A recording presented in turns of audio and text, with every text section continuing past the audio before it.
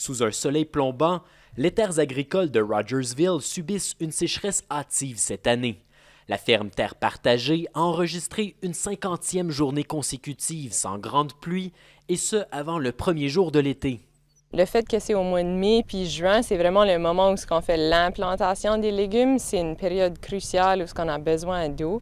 Les feuilles sortent à peine du sol, alors que les premières carottes étaient déjà récoltées à pareille date l'an dernier.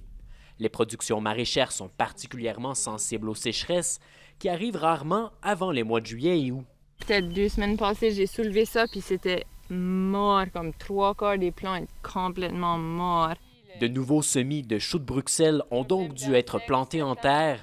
Les plastiques qui recouvrent le sol retiennent un peu l'humidité, mais pas suffisamment. Savez-vous à peu près si c'est plein ou pas?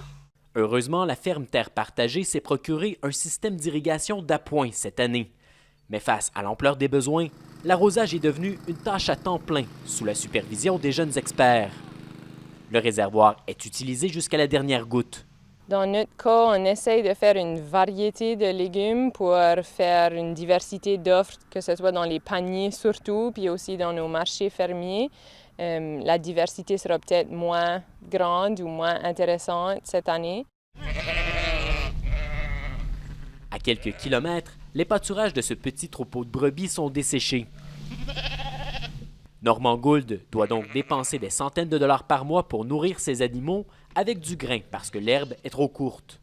Les conséquences sont que le pâturage n'a pas poussé. Au printemps, on n'a pas eu les grandes semaines de pluie. D'habitude, ils avaient dit qu'en dedans de 3 semaines, on était de la neige à des canicules. Les moutons retournent rapidement à l'abri des rayons du soleil. La sécheresse s'ajoute donc à une année difficile pour les agriculteurs en raison des aléas de la pandémie. Ici Jean-Philippe Hughes, Radio-Canada, Rogersville.